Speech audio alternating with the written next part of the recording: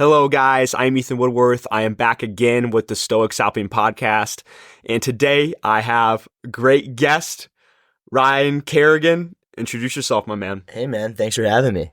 This is awesome. Dude, yeah, no, I'm fired up. I've never done something like this, so we'll see how it goes. I've wanted to get you on ever since I met you.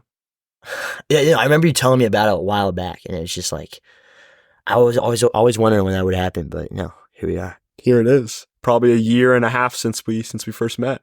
Been a long journey. Dude, seriously. Yeah, I remember when you were telling everybody about the Ironman. I actually hated you for it. We'll dive in, man. The Ironman, and I'm not going to apologize for introducing you as Ryan Ironman, because that's who you are. That's what you do, and I feel like that's your brand.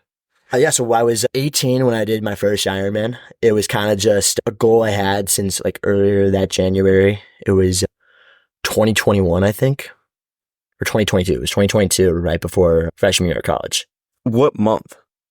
So I did the half in I want to say September.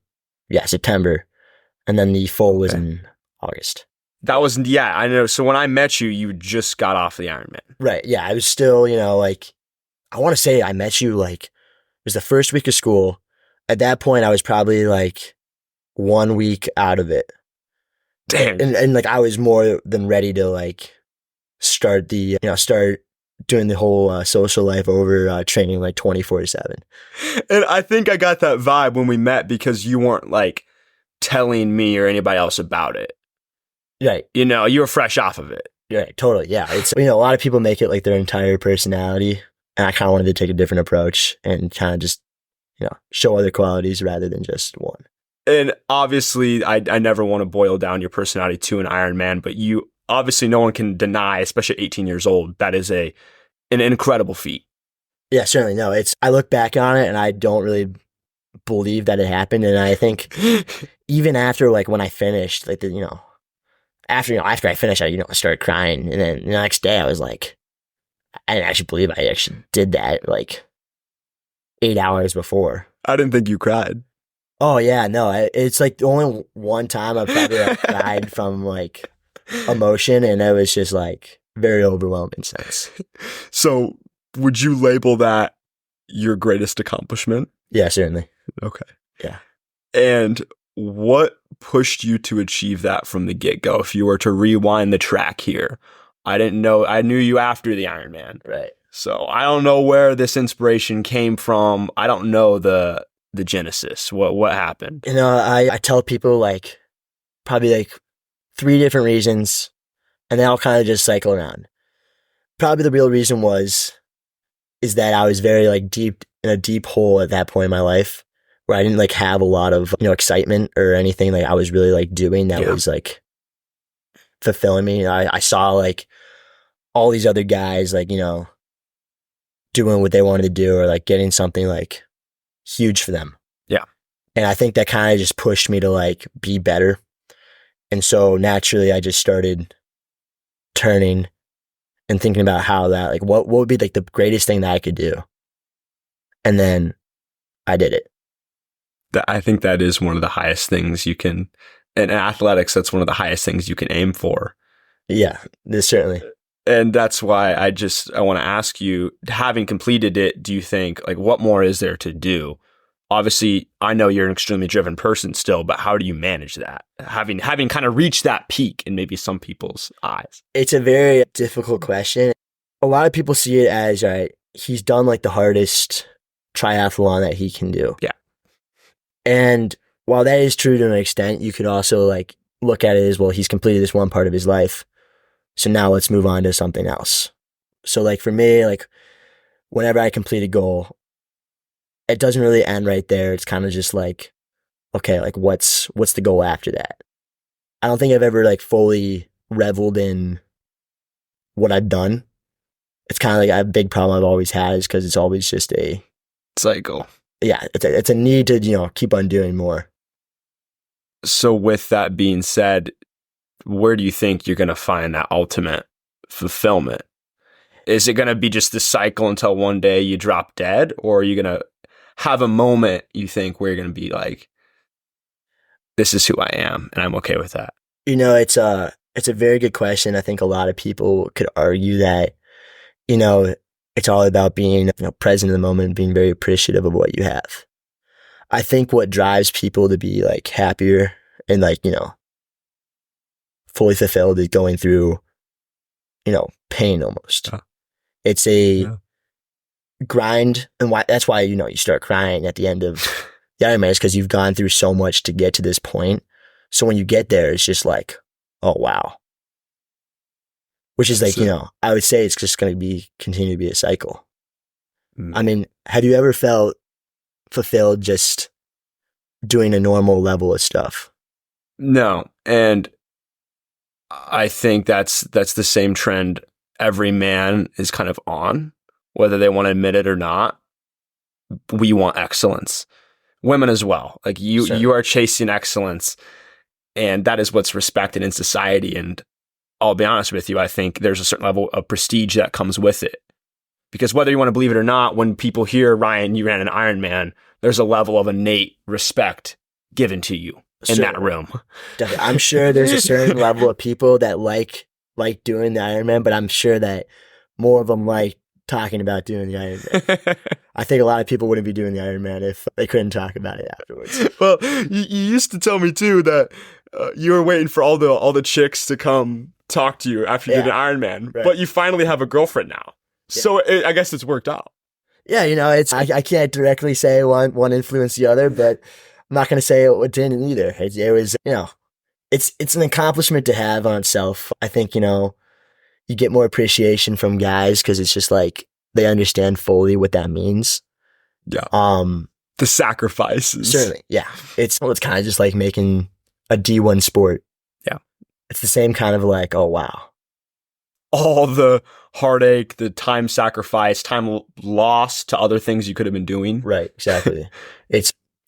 Well, when you look at like a D1 athlete, you see them at the end result. You didn't see them in high school, and they were like, they went to all the summer programs, and they wake up at 5 maybe to start their locked in a cage. Cardio or their lifting, and then they go to the regular practice after school, and then they do that 365 days a year. Especially the swimmers. Oh yeah, those guys are animals. Yeah. You can always tell who was a swimmer in the Ironman just because they just breezed through it. And it's just... Really? Oh, yeah. Most of them have a former swimming background. A lot, the really good ones do. Okay. And was that your least competitive time if you split your 3? I was really fast in the swim. Okay. It was one of like my better parts, but certainly the most hated part. That's what would bother me the most. I'm not a swimmer. No, it's not really anybody is. I think even swimmers aren't swimmers. It's a lot of people talk about how difficult it is. It's difficult not just because of the distance, but when you're looking at it, there's, about 1,000 people in a race, and probably about 20 of them are on top of you when you're swimming. Yeah. So there would be points like when I was swimming out there, like before like I got into the groove. You're gonna drown. Yeah, there's guys pulling your ankles. There's guys shoving your head underwater. Like at some point, I turn around. This guy kept on grabbing my ankle. I kept on grabbing it. I'm like, I'm trying to swim off. He keeps on grabbing my ankle. So I turn around and I shove this guy. And he looks at me and he's like, "What, bro?" I'm like, I just like yelled at him. I was like, "Man." You're like 18 and like he's grabbing your ankle. He's a grown man. Right, yeah. He's all of 40 and very... all of 40. Yeah. Get off me. Yeah, seriously. I was like, just started chirping us while not being able to even breathe the chirp. That's awesome. I don't think we've discussed spirituality and a spiritual side of everything. I think obviously doing something as intensive as an Ironman, there's got to be a spiritual side. Is there any sort of, I don't know if you want to call it a God, anything that's like guiding you through that process, especially during the actual event? Oh, yeah, it's a very good question. It's like anything. It's, some days you're on and you're locked in. I wouldn't say there's a God driving me. It's kind of just a very self-pushed effort. There'd be some days where, I'd wake up at 5, jump in the pool, and like, I'm hitting like record times and not really thinking about doing it. But of course there's always the opposite days where you can't even look at that water. Yeah. And when it comes to the race, you definitely get a sort of high. I'm not going to say runner's high because, I didn't think that was completely what it was, but it was a very like locked in attitude rather than just thinking about the minutes that are going by. Yeah. If you didn't complete the Ironman, let's say like snapped your leg mile 12 of the run, how would you have coped with the failure? It's very easy to say that I would have limped through it. Very few people know this, but I did actually get a leg injury, like that's halfway into the run. And so at that point I was like, all right, well, I got 12 miles left. And, I've been training for 9 months now. My entire school knows that I'm doing this. And at that point, it kind of just becomes like you versus yourself, you versus your own mindset. So when I got to that point where it was like, I can't walk, it was, let's get to that stop sign. Let's get to that 10 yards in front of us. It's all about creating like one more stop before the next stop. That's real. So what that does, it helps you create achievable milestones. And when you create achievable milestones, you're able to kind of just chunk it out. Keep going. It's not 12 miles now. It's a 1/10 of a mile and then another 1/10 of a mile. Moving forward here, I wanted to ask you about future steps. Ryan Kerrigan, you've done the Ironman. What's on the agenda now? It doesn't even have to be athletic related. What's cooking? Man, I wish I had something exciting for you. Really just trying to get through school at this point. It's nothing too crazy. I mean, now that I have school and now that I have responsibilities, I'm more focused on, working. For instance, I work, 2 or 3 jobs a day during the summer. Okay, I thought you were going to say right now. No, definitely not. Okay. No, formerly I was the bike captain. Yeah. For our fraternity.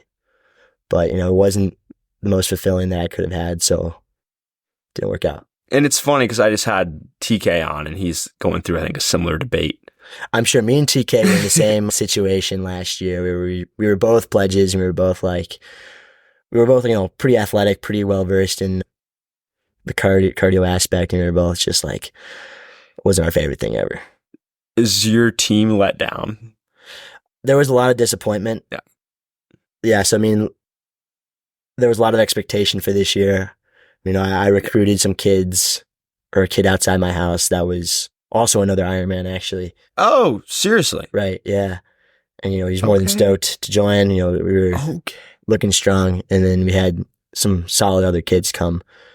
And then, that all fell out. So it was kind of just very hard to move past that. But ultimately, when I got between that decision of staying and the decision of leaving, it came down to, what is going to make me happier. Yeah. And dude, you got to, especially in college, you got to prioritize that. You only get college one time. No, definitely.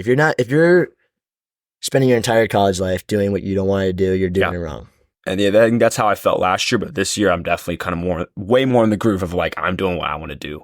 And I'm prioritizing myself above anyone else. I think that's the best way you can like approach anything is if you want to do it, you're going to be successful in it, first of all. And you're also just going to be happy overall. You can't just do something you don't want to do. No, and you can't lie to yourself. No, definitely not. Your mind will tell you.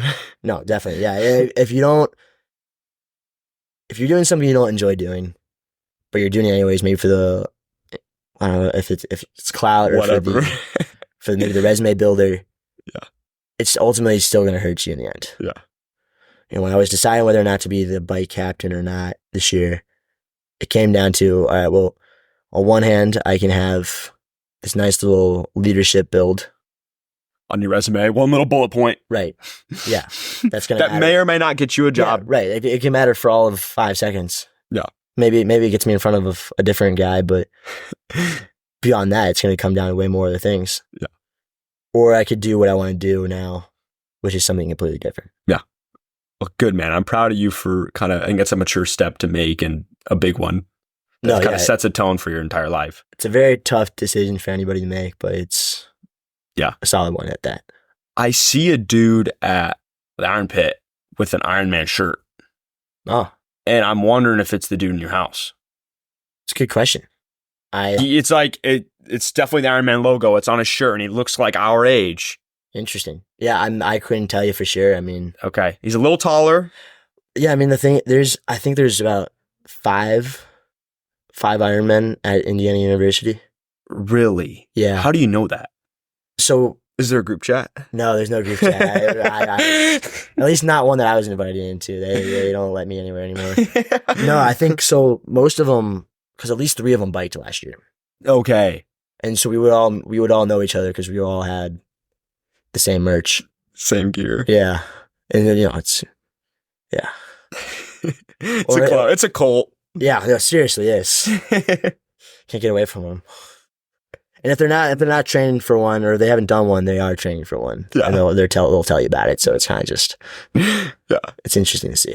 Do you know any iron women?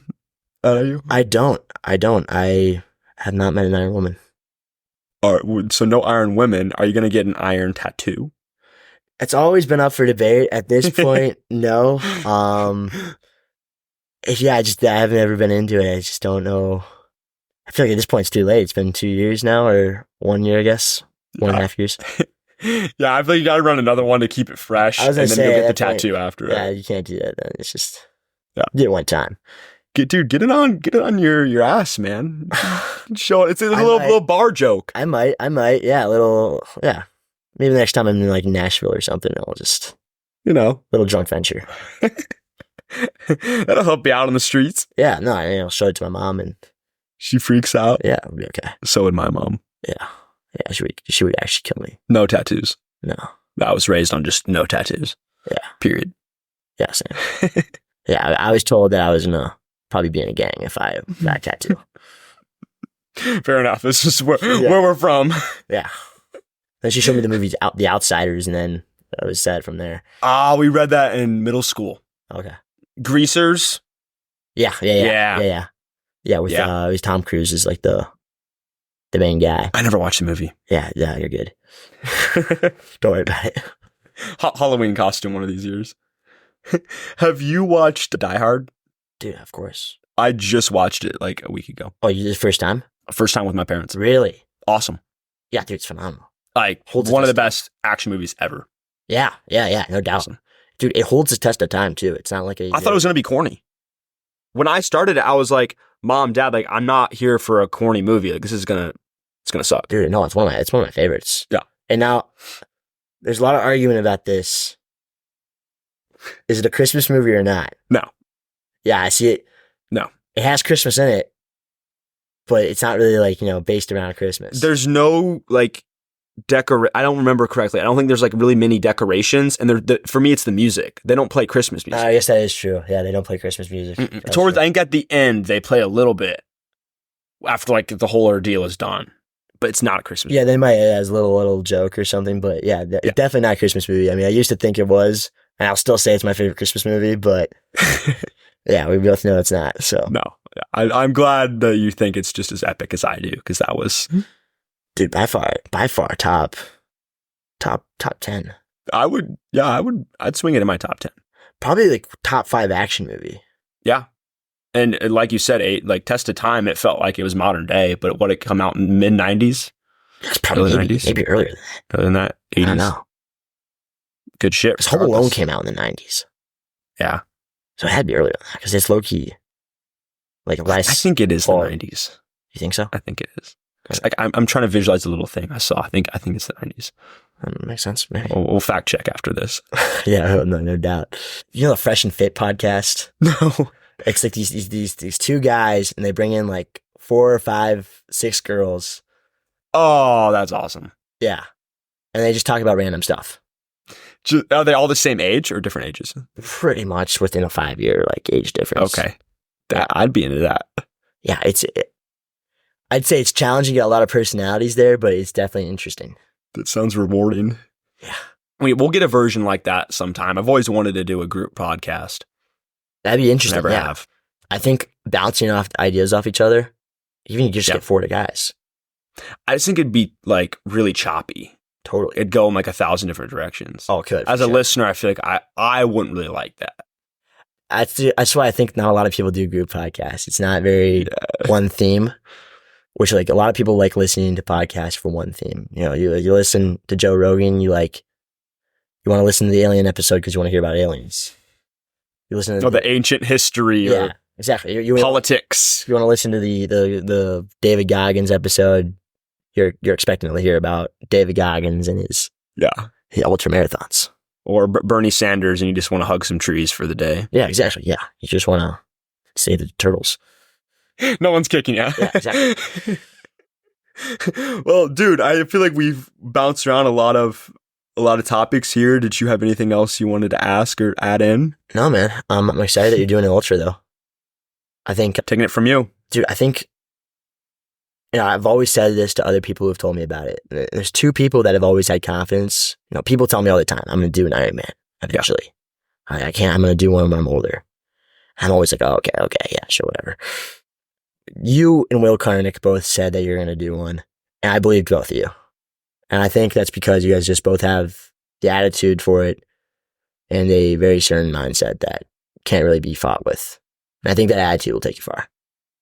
dude. That means a lot coming from the man who's done one and who, in some way, is a role model to me. So I just thank you, man. Yeah, certainly do. Yeah, I just thank you for being a good friend as well, Dude, same to you. Thanks for having me on. Yeah. Well, we'll have to do this again, maybe 5, 6, 10 years down the line. Whoa. When you're married. Yeah, right. Stop it. There'll be a ring on your finger the next time we have a podcast. Yeah, you sound like my girlfriend. It's just like, pump the brakes, yeah, bud. seriously, just stop. Be cool, man. Well, thank you guys for tuning in. I'm Ethan Woodworth. This is Ryan Kerrigan with me, and I'll catch you guys on the next one. Peace.